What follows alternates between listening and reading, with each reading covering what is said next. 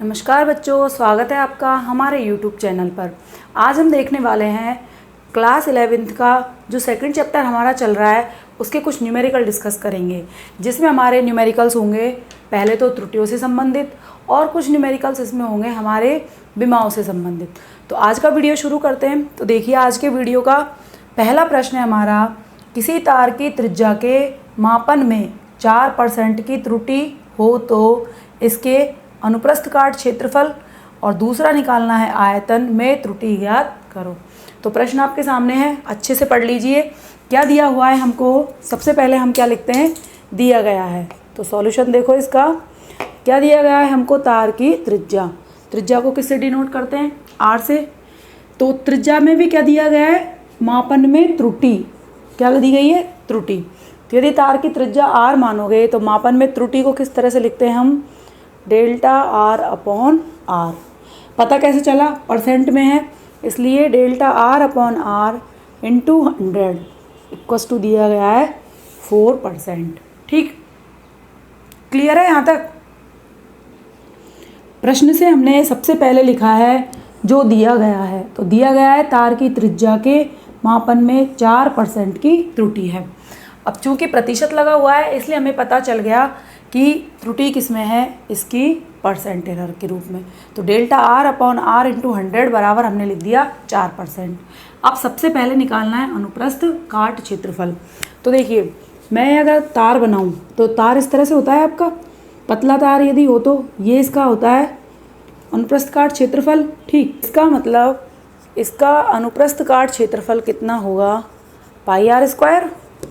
भाई ये जो तार है वो क्या एक बेलन के रूप में है, ये इसका वक्र पृष्ठ है और ये दोनों इसके कौन से पृष्ठ है, वृत्ताकार पृष्ठ है। तो इसका अनुप्रस्थ काट क्षेत्रफल क्या होगा हमारा, पाई आर स्क्वायर। ठीक, अब इसके मापन में त्रुटि निकालनी है, इसको ए लिख लेते हैं। तो मापन में त्रुटि, पहला क्वेश्चन कर रहे हैं इसका, मापन में त्रुटि किसके मापन में निकालनी है, क्षेत्रफल के मापन में। इसका मतलब delta A upon A into 100 percent के रूप में लिख रही हूँ सीधी, बराबर देखो पाई आर स्क्वायर। पाई मल्टीप्लाई में है और पाई हमारा क्या है, कांस्टेंट है। कांस्टेंट के मापन में कभी भी कोई एरर का सवाल नहीं होता, इसलिए जो कांस्टेंट हमारा अगर आ जाता है तो उसको हम एरर वाले क्वेश्चंस में छोड़ देते हैं। ठीक है, तो यहाँ भी एरर का प्रश्न है। पाई किसके साथ, आर स्क्वायर के साथ किस में है, मल्टीप्लाई में है। तो यहाँ भी हम क्या करेंगे, पाई को छोड़ देंगे।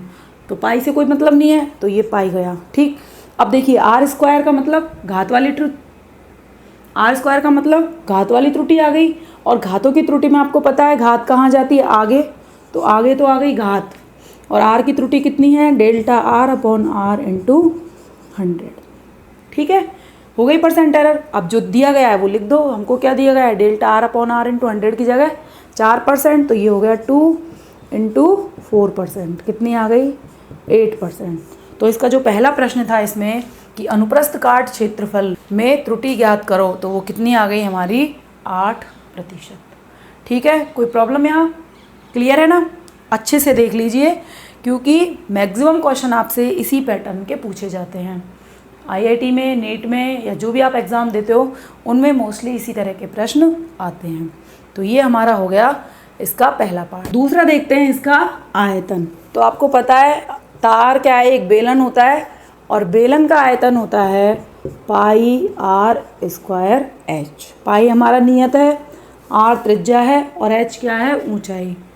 लेकिन प्रश्न में शायद ऊंचाई मिसिंग हो गई है, तो हम लिख लेते हैं, मान लेते हैं ऊंचाई में प्रतिशत त्रुटि 2% है। ठीक है, ये शायद क्वेश्चन में मिस हो गया होगा, तो ये और लिख लेते हैं। अब देखिए आयतन में क्या निकालेंगे, परसेंट एरर। तो आयतन में निकालने के लिए वही delta V upon V into 100, जैसे हमने क्षेत्रफल के लिए लिखा था। पाई से कोई काम नहीं है, आर स्क्वायर की क्या जाएगी, 2 delta R upon R into 100। अब देखिए आर स्क्वायर और एच किस में है, मल्टीप्लाई के रूप में है। मल्टीप्लाई के रूप में तो आपको पता है जब हमने गुणन की त्रुटि पढ़ी थी, मल्टीप्लिकेशन में जब हमने त्रुटि पढ़ी थी तो क्या किया था, प्लस किया था। तो ये हो जाएगा plus delta H upon H into 100। ठीक है, वैल्यूज़ पुट कर लेते हैं। 2 as it is, delta R upon R into 100 कितना है 4% है ना, प्लस हाइट में ये दे रखी है delta H upon H into 100 कितना है 2%, तो यहाँ आ जाएगा 2%, तो ये हो गया 8% प्लस 2%, टोटल हो गया 10%। ठीक है, तो इस तरह से ये आ गई आयतन की त्रुटि। तो बहुत ही सीधा न्यूमेरिकल है।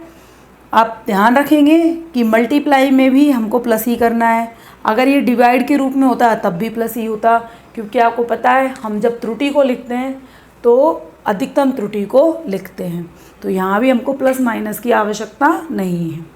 तो इस तरह से हमारा पहला न्यूमेरिकल कंप्लीट हो गया। अब इसी की फॉर्म में आप दूसरा न्यूमेरिकल करेंगे, मैं बोल रही हूँ लिख लीजिए, और आपको बोर्ड की स्क्रीन पे भी शो हो रहा है।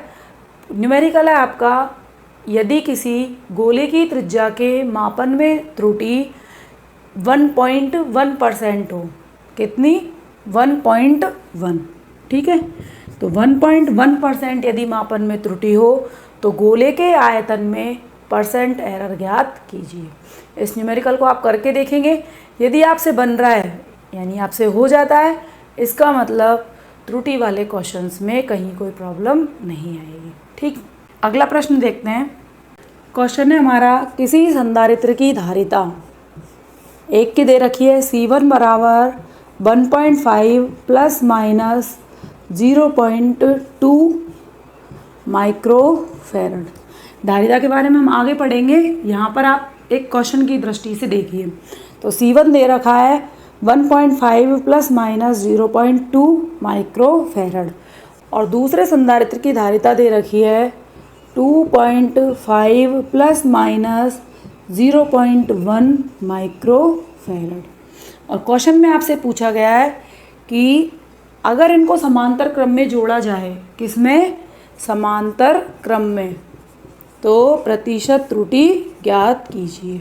ठीक, तो पहली चीज़ तो प्रतिशत त्रुटि ज्ञात कीजिए। इसके अलावा प्रश्न में ये भी दिया गया है कि समांतर क्रम में कुल धारिता कितनी होगी। ठीक है, तो दो चीज़ें निकालनी है, पहले निकालनी है समांतर क्रम में कुल धारिता, और दूसरा निकालना है प्रतिशत त्रुटि कितनी आएगी। तो सबसे पहले निकालते हैं समांतर क्रम की धारिता। तो अभी यहाँ पर आप फॉर्मूला याद रखेंगे कि समांतर क्रम के लिए, पी का मतलब होता है पैरेलल यानी समांतर क्रम, समांतर क्रम के लिए संधारित्र के लिए सूत्र होता है C1 प्लस C2। ठीक है, अभी ये ध्यान रखेंगे, हम आगे पढ़ेंगे कि समांतर क्रम और श्रेणी क्रम दो तरह के क्रम में हम संधारित्रों को जोड़ सकते हैं, तो वहाँ से फॉर्मूले निकालेंगे। तो आप अभी समांतर क्रम का याद रखेंगे C1 प्लस C2। श्रेणी क्रम में आता है 1/CS बराबर 1/C1 प्लस 1/C2। ये किसका है, श्रेणी क्रम का, लेकिन अभी हमारे कोई काम नहीं है, इसलिए हमें इससे अभी कोई मतलब नहीं है। ठीक है, तो फॉर्मूला हो गया CP बराबर C1 प्लस C2, वैल्यू रख दो CP बराबर, अब देखिए C1 प्लस C2, यहाँ दो वैल्यूज़ है, एरर के रूप में है, ये इसका पूरा मापित मान है। ठीक है, तो ये इसका वास्तविक मान और ये एरर के साथ, तो CP को हम क्या लिखेंगे, CP plus minus delta CP। ठीक है, तो एरर के रूप में आ जाएगी। C1 की वैल्यू लिखिए 1.5 प्लस माइनस 0.2 प्लस, क्योंकि हमने यहाँ का केस का साइन लिया है प्लस का, और C2 की वैल्यू है 2.5 प्लस माइनस 0.2, किसके रूप में है, माइक्रोफैरड। चलिए सॉल्व करते हैं। जो वास्तविक वैल्यू जो उनको तो एक साथ ले लो, 1.5 प्लस 2.5 प्लस माइनस 0.2 प्लस 0.1,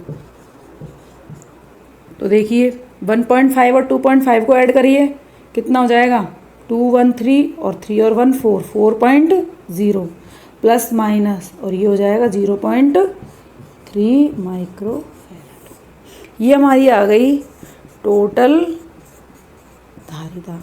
अब इसमें एरर कितनी है, डेल्टा CP बराबर है 0.3 माइक्रोफैरड। तो इसकी एरर कितनी आई, डेल्टा सी पी बराबर 0.3 माइक्रो फैरड। अब हमें क्या निकालनी है, इसमें परसेंट एरर निकालनी है। ये तो हमने सीधी क्या निकाली है, धारिता में कितनी त्रुटि है, ठीक है, प्रतिशत में नहीं है, आपेक्षिक त्रुटि के रूप में डेल्टा सी पी बराबर 0.3 माइक्रो फैरड। अब इसको हम किस में चेंज करेंगे, परसेंट त्रुटि के रूप में, ठीक है।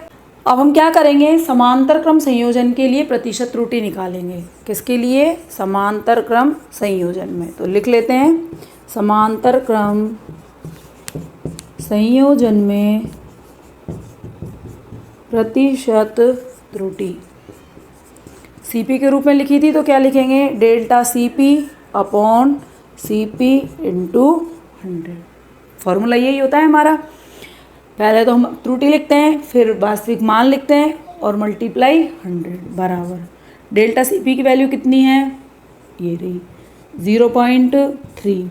सीपी की वैल्यू कितनी है, जो आगे आई है टोटल 4.0 और मल्टीप्लाई 100। ये हमारा किस में आएगा आंसर, प्रतिशत में। सॉल्व करते हैं तो 0.34 इंटू 100, पॉइंट हटेगा, एक जीरो नीचे आएगी, जीरो से जीरो कैंसिल होगा, ये रह गया 30/4। सॉल्व कर लीजिए, 4 का डिवाइड कीजिए 30 में, कितना आएगा 7, 2 रह गया और 5, 7.5%। ये हमारी आ गई प्रतिशत त्रुटि, किसमें, समांतर क्रम संयोजन में, ठीक है। तो इस तरह से हमको एरर वाले क्वेश्चन करने हैं। मेरे हिसाब से कोई प्रॉब्लम होनी नहीं चाहिए, ठीक है। देख लीजिए एक बार बोर्ड पे, समझ लीजिए, कहीं कोई प्रॉब्लम आए तो कमेंट सेक्शन में कमेंट कर देना, ठीक है। चलिए अगला न्यूमेरिकल देखते हैं। अब अगला न्यूमेरिकल है हमारा विमाओं से रिलेटेड, ठीक है। विमीय सूत्र हमें निकालना है। तो न्यूमेरिकल आपको दिया गया है कि P बराबर V minus x square upon 80 है, जहाँ पर P क्या है, पावर शक्ति है, x क्या है, डिस्टेंस यानी दूरी है, और t क्या है, समय। तो आपको a और b की विमा ज्ञात करनी है, ठीक है। तो देखिए यहाँ पर हमारे विमीय समांगता का नियम काम आएगा। विमीय समांगता के नियम में हमने पढ़ा था कि दो भौतिक राशियों को तभी जोड़ सकते हैं जब उनके विमीय सूत्र समान हो। जैसे बल में बल को जोड़ा था, कार्य में कार्य को जोड़ा था, इसका मतलब दोनों के विमीय सूत्र क्या थे, समान थे। तो वही पैटर्न यहाँ लागू होगा। देखिए P बराबर दिया है V minus x square upon AD, ठीक। अब देखिए यहाँ, देखिए ऊपर वाला देखो जिसमें लिखा हुआ है V माइनस एक्स स्क्वायर, इसका मतलब ये दोनों क्या हुई है, आपस में माइनस हुई है। और ये माइनस कब हो सकती है, जब इन दोनों के विमीय सूत्र समान हो। तो हम लिख लेते हैं V माइनस एक्स स्क्वायर तभी संभव है जब इनके विमीय सूत्र एक समान हो, ठीक है।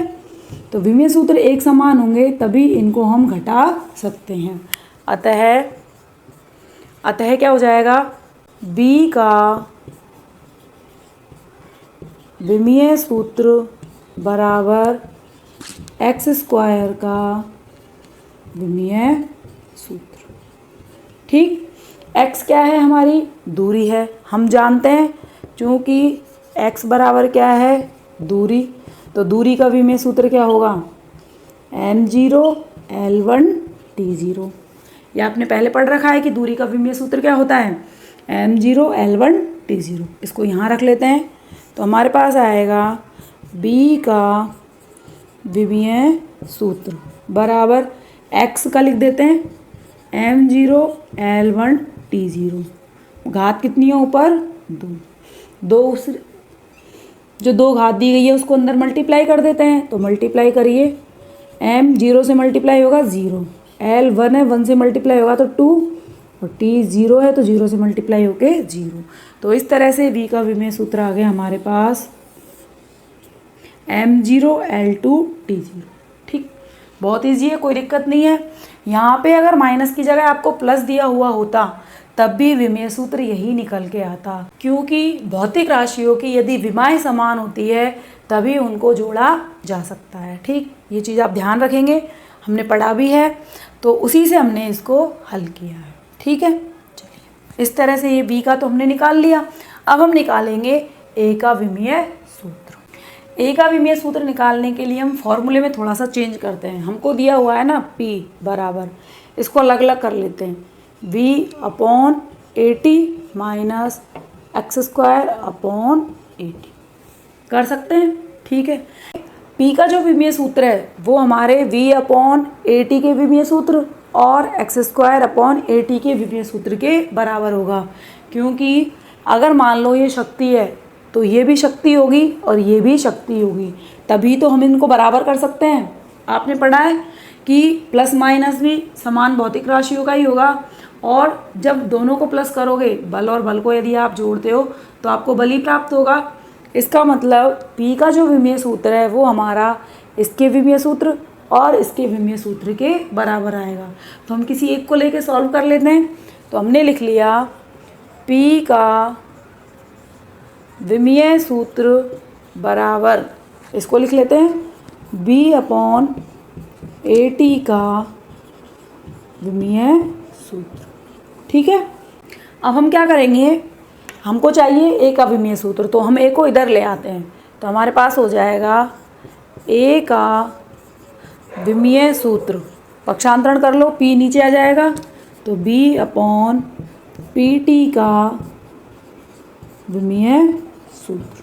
ठीक, चलिए v का विमीय सूत्र अभी निकाला है, कितना आया था, m0L2T0 अपॉन शक्ति दे रखी है। शक्ति का विमीय सूत्र क्या होता है, देखिए याद कीजिए, शक्ति का क्या लिखा था, शक्ति बराबर लिखा था हमने कार्य बटे समय, क्योंकि शक्ति क्या होती है, कार्य करने की दर, और कार्य का होता है m1L2T-2, m1L2T-2, और समय का होता है T1 का डिवाइड करोगे तो यहाँ क्या हो जाएगा T-3।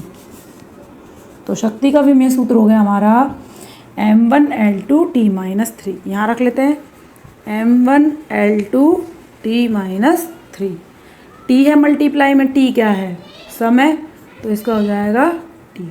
ठीक, अब देखिए इसको सॉल्व करते हैं आगे। तो सॉल्व करने के लिए क्या करेंगे, घातों को ऊपर ले लेंगे, तो यहाँ पे देखो m0, यहाँ से 1 ऊपर आएगी -1, L पे 2 है, 2 यहाँ से ऊपर आएगा -2। ठीक, T 0 पहले से है, माइनस प्लस हो गया और ये प्लस माइनस हो। ठीक है, अब इसको सॉल्व कर लो। ए का विमीय सूत्र बराबर m-1, L 2 - 2 0 हो गया 0, और T हो गया 3 में से 1 निकाल दो T2। तो इस तरह से ए का विमीय सूत्र आ गया m-1 L0 T2। ठीक है, तो इस तरह से हमारा ये न्यूमेरिकल सॉल्व हो गया। अब इस न्यूमेरिकल को आप कब कर सकते हो, जब आपको विमीय सूत्र याद हो। भाई यहाँ पर हमको शक्ति का विमीय सूत्र पता होना चाहिए, x क्या है दूरी, इसका विमीय सूत्र पता होना चाहिए, और t क्या है समय, इसका भी विमीय सूत्र पता होना चाहिए। अगर ये विमीय सूत्र हमें पता है तभी हम इसको कर सकते हैं। तो आप विमीय सूत्रों को ज़रूर से ज़रूर याद कीजिए। अब देखते हैं अगला न्यूमेरिकल। नेक्स्ट न्यूमेरिकल है हमारा, हमको दिया गया है वान डेर वाल्स गैस समीकरण। आपको याद भी रखना है, ये वान डेर वाल्स गैस समीकरण होता है P + A/v² multiply V - V बराबर RT। P है आपका दाब, V है आयतन, T है ताप और R है गैस नियतांक। यहाँ भी हमसे पूछा है A और B का विमीय सूत्र ज्ञात कीजिए। अब देखिए, अभी किया है वैसे की वैसे ही करेंगे, लेकिन जैसे हमको जिनके विमीय सूत्र पहले से पता है उनको लिख देते हैं। जैसे हमको पता है दाब, तो P का विमीय सूत्र क्या होता है, दाब क्या होता है, बल बटे क्षेत्रफल, बल बटे क्षेत्रफल। बल का होता है m1 L1T-2 और क्षेत्रफल का होता है L2। 2 पर लेके जाओगे तो हो गया m1 L-1T-2। V क्या है, आयतन, आयतन का विमीय सूत्र होता है m0 L3T0। ठीक, और ताप है हमारा T, ताप का आप जानते ही हो, M0 L0 T0 K1। ठीक, ये हमको दिए हुए हैं। सबसे पहले सबसे इजीएस्ट करते हैं। तो देखो समीकरण में क्या दिया हुआ है हमको, A/b² v माइनस v बराबर RT। तो सबसे पहले ये देखिए v माइनस v, इसका मतलब v की विमा और इस v की विमा क्या है, बराबर है। लिख लेते हैं v माइनस v से v का विमीय सूत्र बराबर v का विमीय सूत्र। v क्या है, आयतन, आयतन का विमीय सूत्र भी लिखा है हमने, L0 L3 T0। ये किसका आ गया, v का विमीय। इजी है, कोई दिक्कत नहीं हुई। सीधा ही v माइनस v दिया था, v का विमीय सूत्र लिखा, बराबर कर दिया v के विमीय सूत्र के, और दोनों क्या हो गए, इक्वल हो गए। तो ये हमारा हो गया पहला पार्ट इसका, जिसमें हमने क्या निकाल लिया, v का विमीय सूत्र। अब निकालेंगे a का विमीय सूत्र। ठीक, यहाँ क्या करेंगे, p प्लस a/v² दिया हुआ है, इसका मतलब p का विमीय सूत्र इस पूरे के विमीय सूत्र के बराबर होगा। देखिए p प्लस a/v² से p का विमीय सूत्र बराबर a/v² का विमीय सूत्र। ठीक, किसका चाहिए, a का, तो ये वाला v² इधर मल्टीप्लाई हो जाएगा। तो ये हो गया हमारे पास p इंटू v² का विमीय सूत्र बराबर a का विमीय सूत्र। ठीक, कोई दिक्कत। अब देखिए p का विमीय सूत्र ये लिख दो, m1 L-1 T-2।